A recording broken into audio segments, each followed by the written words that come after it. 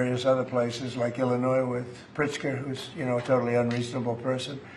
And they have to have, you know, they're putting all this money in. It's a big part of the economy. And there's only going to be, I think, one winner here. I don't know if anybody agrees with that. I think most people agree. But there's only going to be one winner here, and that's probably going to be the U.S. or China. And right now we're winning by a lot. China has a central source of approval. I don't think they have any approval. They just go and build. But people want to be in the United States, and they want to do it here. And we have the big investment coming. But if they had to get 50 different approvals from 50 different states, you can forget it, because it's not possible to do, especially if you have some hostile. All you need is one hostile actor, and you wouldn't be able to do it. So it doesn't make sense. I didn't have to be briefed on this, by the way. This is real easy business. I mean, this is simple. We're taking in trillions of dollars. We're taking in tremendous amounts of countries, jobs, everything's coming in. Now, just to get off AI for a second, auto plants are being built at levels that we've just about never seen before. We had, our auto industry was decimated. 56% of our auto industry left our country over the years. It was at one point 100%, and then it got shriveled down, and really we lost a lot. And now, because of tariffs, which have been so incredible, we've taken in hundreds of billions of dollars, and we're bringing back our factories, we're bringing back everything. It's we've never been in a position like this. Our stock market today was, well, I saw it a few hours ago, but a few hours ago it was way up, and we hit a new high. For the 52nd time in 10 months, we have an all-time high stock market. And it's all reasons. A big reason was the election November 5th, and another big reason, and maybe the biggest reason, but maybe not, because without the election this wouldn't have been done, because people don't know how to do it. The second reason is the tariffs. We're charging countries that were really hurting us badly, were really decimating us. Hence we have 38 trillion in debt, which we'll start paying off pretty soon with the tariff money coming in. But countries that were really decimating us use tariffs against us. Now we're using tariffs. All we want is fair. All we want is national security. It's given us great national security. I settled 8 wars, and numerous of them was because of trade and because of tariffs. So we're very happy with that. But this is about something a little bit different. We want to have one central source of approval, and we have, I think, great Republican support. I think we probably have Democrat support too, because it's common sense. I mean, you can't go to, every time you make a change, and it could be a very reasonable change, you still won't get it approved if you have to go to 50 states. So this centralizes it, and it's something which the people behind me, the very distinguished people, all, but Tim Cook just left of Apple and spoke to all of the big companies, great companies, and they won't be able to do this. This will not be successful unless they have one source of approval, or disapproval, frankly. You could have disapproval too, but it's got to be one source. They can't go to 50 different sources. So I just want to thank everybody for being here. And Will, what would you like to add to that? Sure.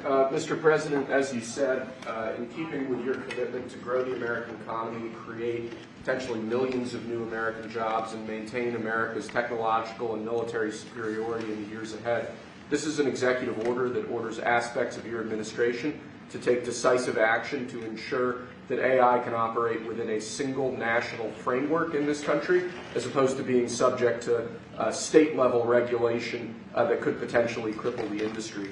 David Sachs, your AI and crypto czar, has been one of the key players and key authors behind this EO. He can give you more of the granular detail, but the big picture is that we're taking steps to ensure that AI operates under a single national standard, so that we can reap the benefits that will come from it in terms of economic growth, job development, national security, and technological edge. And it's really the biggest industry that anybody's seen. I mean, it's taking off. And again, I believe there'll only be one country that really benefits, and it should be the United States. And it will be if we do this, if we're unified. We have to be unified.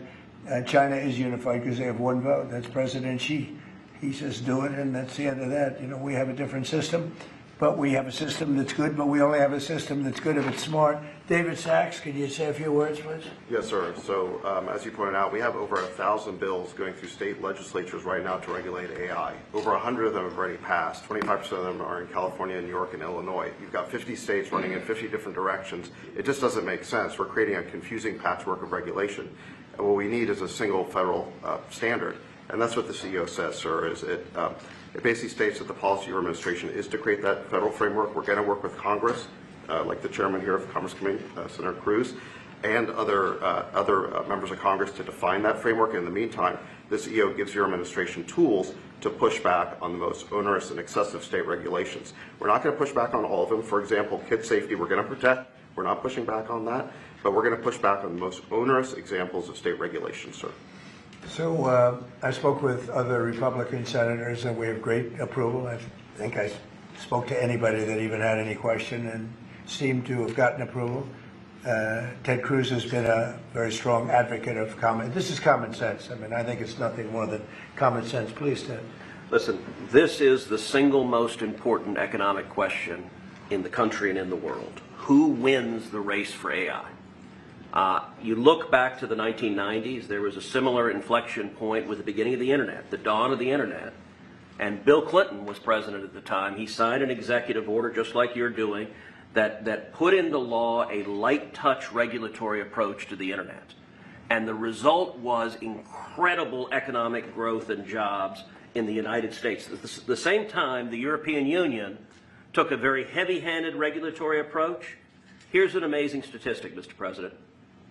In 1993, the U.S. economies and Europe's economy were virtually identical in size. Today, America's economy is more than 50% larger than Europe's, and the two drivers of that are tech and the shale revolution.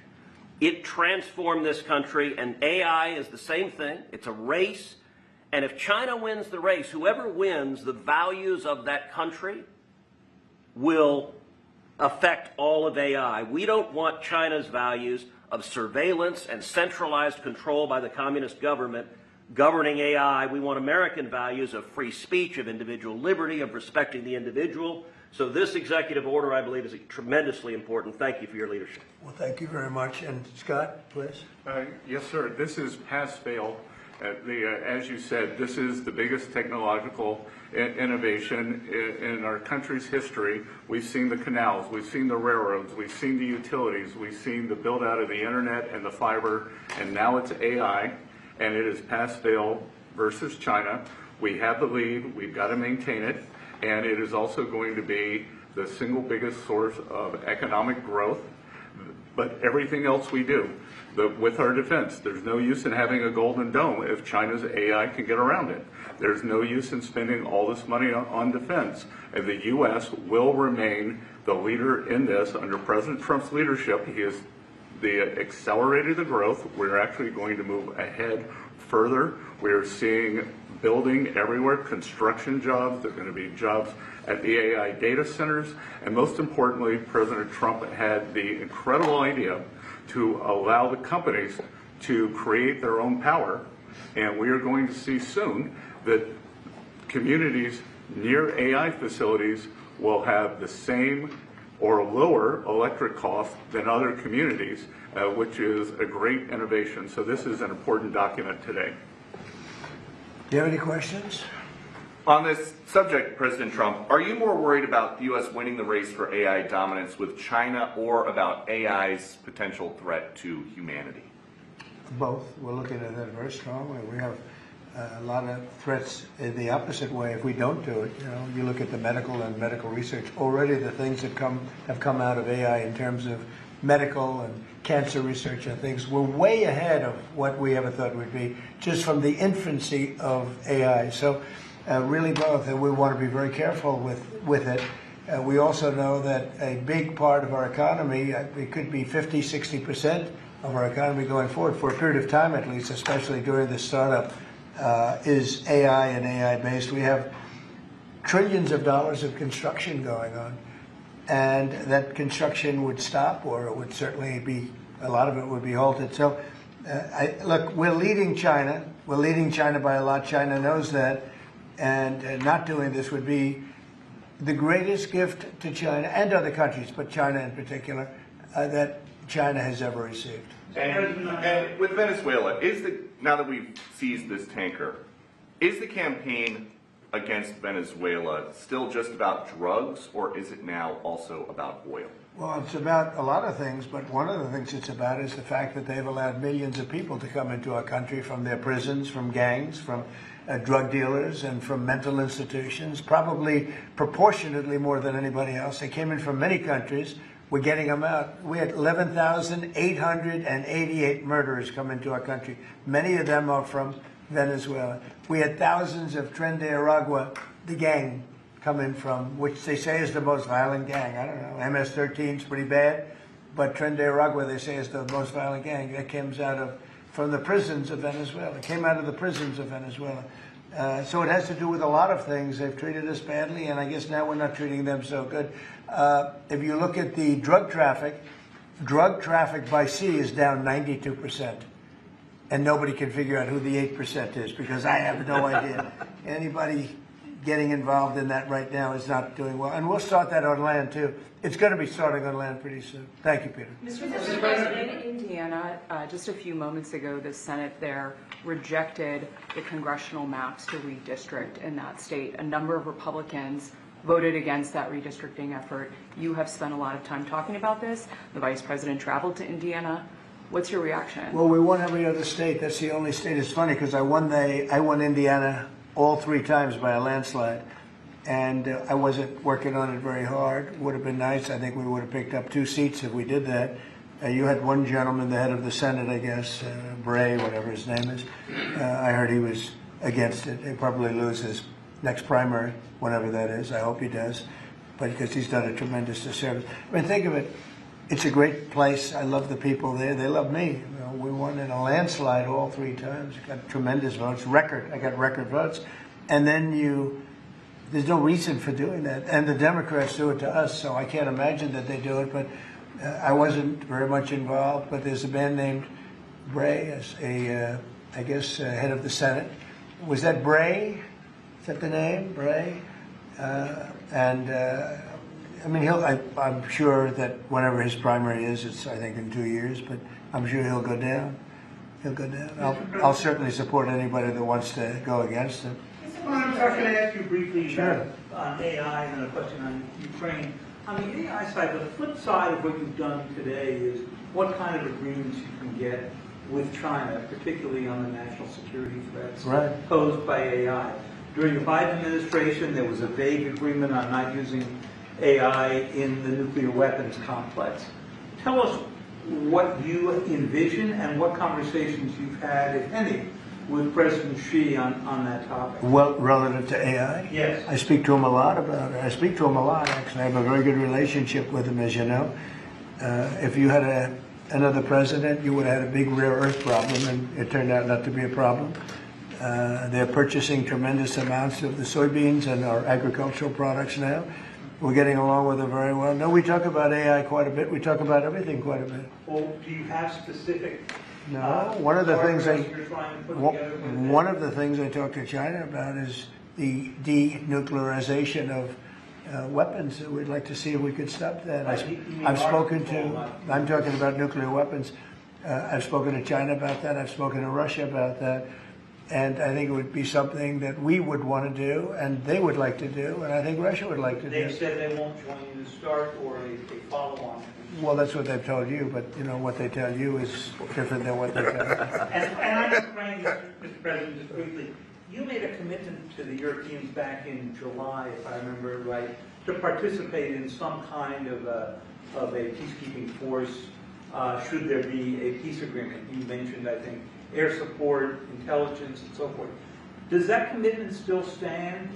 Is the U.S. ready to go contribute to It's this? called the security agreement, basically, that they call it, the security agreement. Yeah, we would help. We would help with security because it's, I think, a necessary factor in getting it done.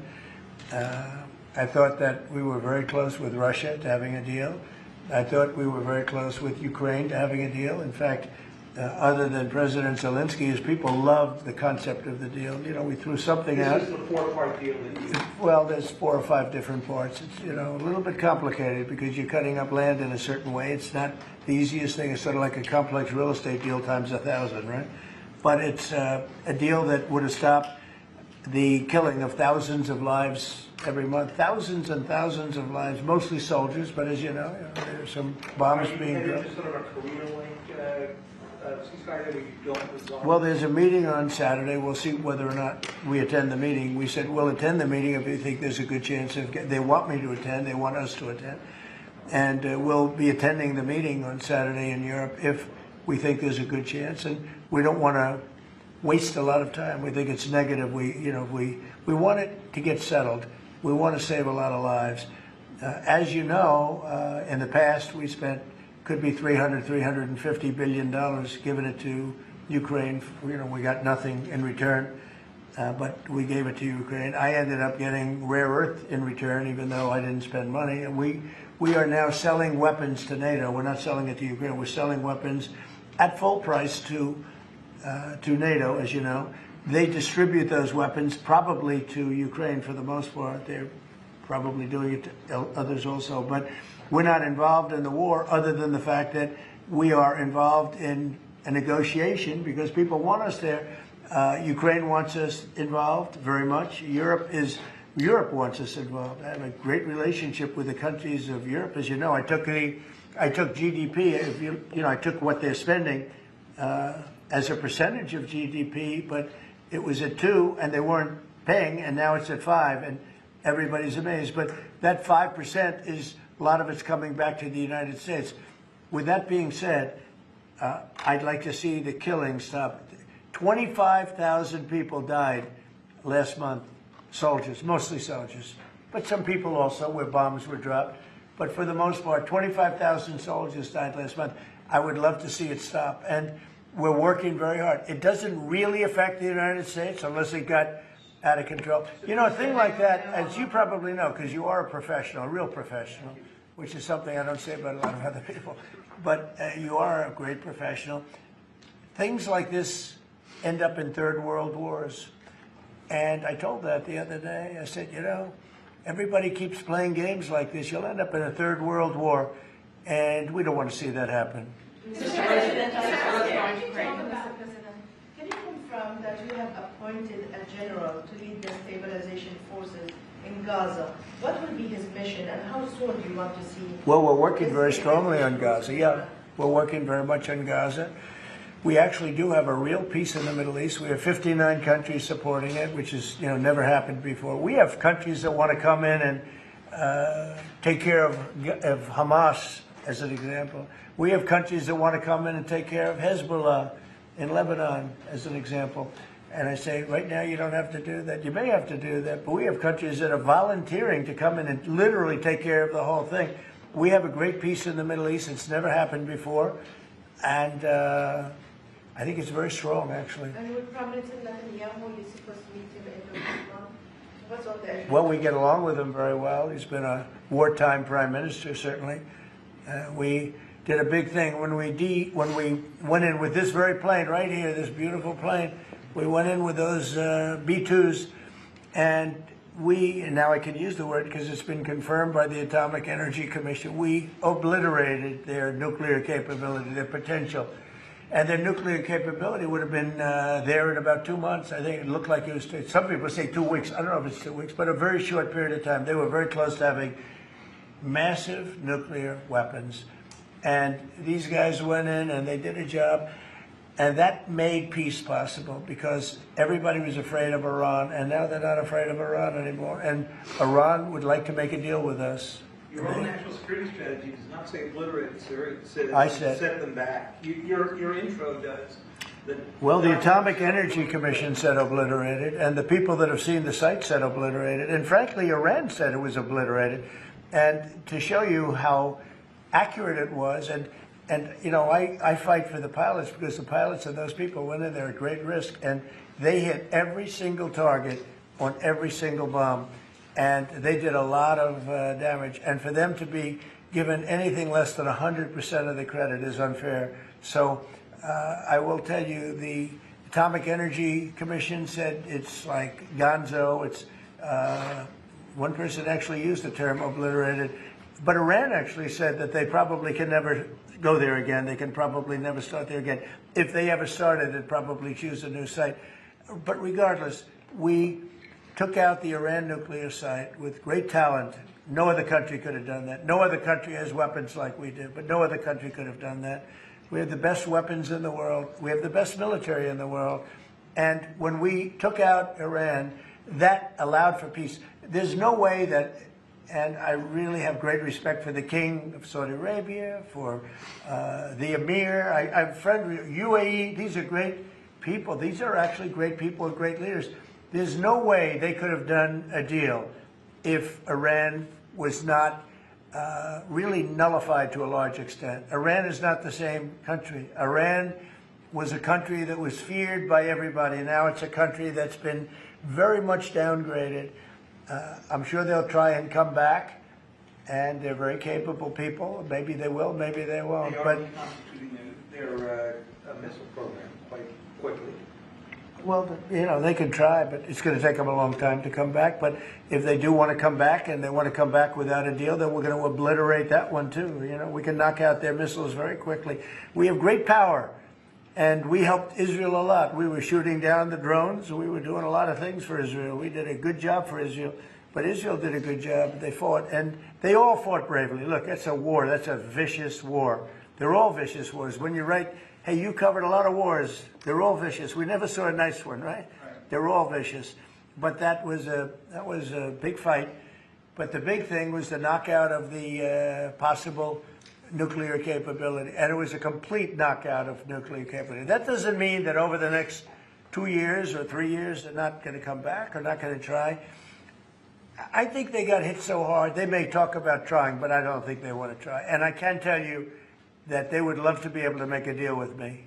They would love to be able to make a deal with me. And I'd love to make a deal with them if we could. You know, we were not close, but not so close, but we were reasonably there for a deal with Iran before the bombing, and they would have been much better off if they made a deal. They could have had a deal. They could have had a deal where they would have been much better off. Look at what we've done. I mean, their place is blown up. Forget about the nuclear. The nuclear is gone, but look at the damage they've suffered, the death that they've suffered. They could have had a deal with nobody would have died, no buildings would have been down, nothing would have happened. We would have blown up their nuclear. That would have been it. They could have had a great deal, but they missed that opportunity. But they would like to make a deal right now. Iran would like to make a deal with me. Mr. President. Yes, please. Yeah, thank you, Mr. President. Do you think the Senate should confirm your nominee for Religious Freedom Ambassador, Mark Walker, in time for Christmas, as you know, a Christmas gift to Christians around the world? Well, I don't know. I mean, I've heard good things about Mark. Why is something come up that I don't know about? Well, he was nominated in April, and he still hasn't received even a. Well, I'd like to see him. I mean, I'm hearing very good things about him. So I thought by asking that question, you know, something new came up. You know, there's breaking news about Mark Walker. No, yeah, I'd like to see him. I've always found him to be a high-quality person, frankly. Yeah, I'd like to see that happen. I will say John Thune, though, has done a good job. He's approved. He's gotten hundreds of people approved. You know, we have a roadblock with the Democrats. They're just obstructionists, that's all. That's all they're good at is obstructing. They're not good at creating. They're only good at obstructing and wanting open borders and men and women sports and transgender, all things that transgender for everybody, all things that people don't want.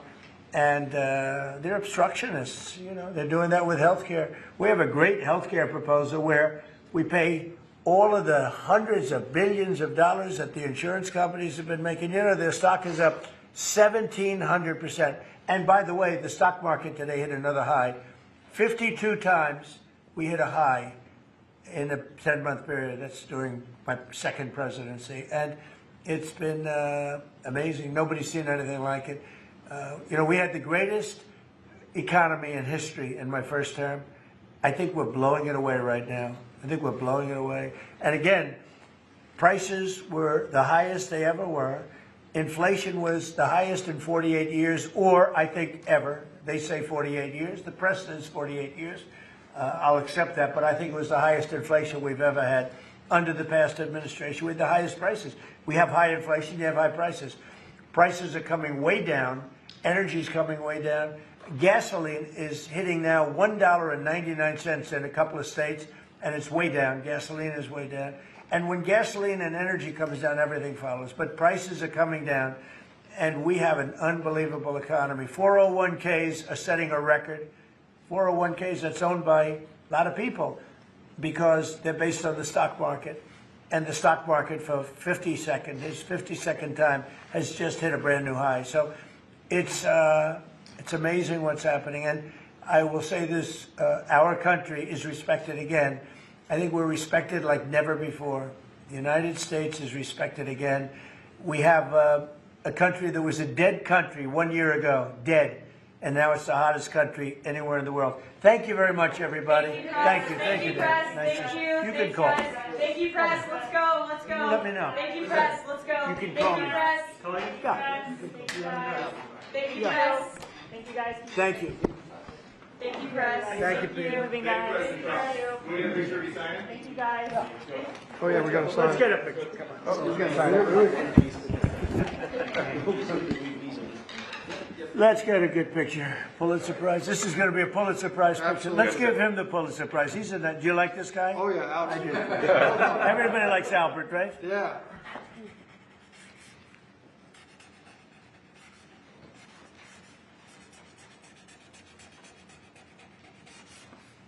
No auto pen necessary. That's a whole big deal, isn't it? Well, what's that all about? Okay. Who am I giving this pen to, David? Who am I giving it to? How about Cyril? You're right. Thank What you, a sir. job he's done. That's a good choice. Thank you very much. I almost gave it to Howard. Thank you, everybody, Thank you, sir. very much. Thank you, press. Thank you, press. Let's go. Thank you, Peter. Thank you, President Trump. Thank you, guys. Keep moving. Thank you, guys. Keep moving. Thank you. Thank you, press. see you. Thank you, guys. Thank you.